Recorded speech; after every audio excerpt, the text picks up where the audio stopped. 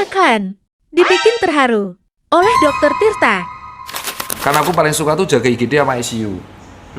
Itu paling kasihan kalau misalkan orangnya stroke 2 minggu belum sadar tuh keluarganya nggak ada yang datang. Nah itu yang teman-teman kenapa kok akhirnya edukasinya ngegas. Jadi saat itu aku belum ngegas tuh masih gold star. Nah kalau pasien stroke itu kan dia nggak sadar, koma kan nah dia tuh tunggu sadarnya dulu.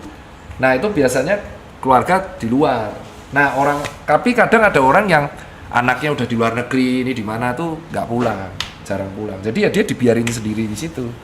Nah itulah alasan, bayangin lu punya uang, tapi pas sekarat lu sendiri. Gimana nih? Gue denger tuh. Itu tuh.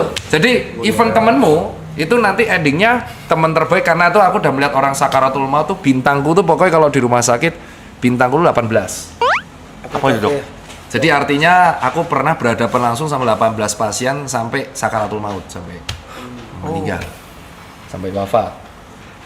Nah itu rata-rata paling nggak enak tuh adalah kalau di sakaratulnya tuh nggak ada yang nemenin.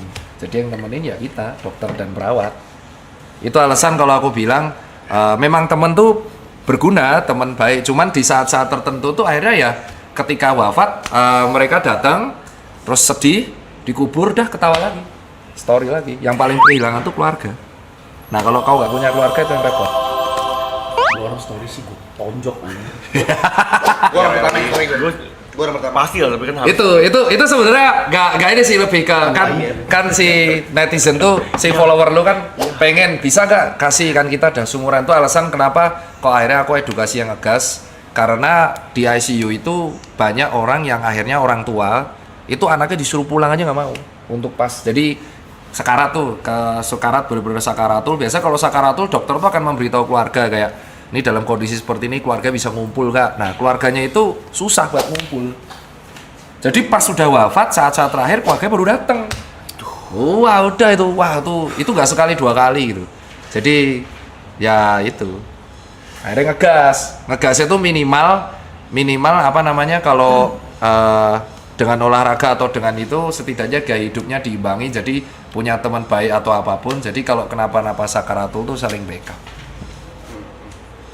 Kok jadi melo gini John? Enggak, soalnya bahas kematian tuh aku nggak pernah tabu mbak sekarang semenjak itu. Karena udah biasa. Iya, karena udah biasa. Jadi kematian tuh pasti cuma terjadi sekali. Cuman karena kita itu memandang kematian itu kayak tabu, jadi akhirnya kita malas bahas kematian. Jadi kayak ada orang tuh olahraga, temanku atletis tuh. Tapi amit-amit kena insiden musibah.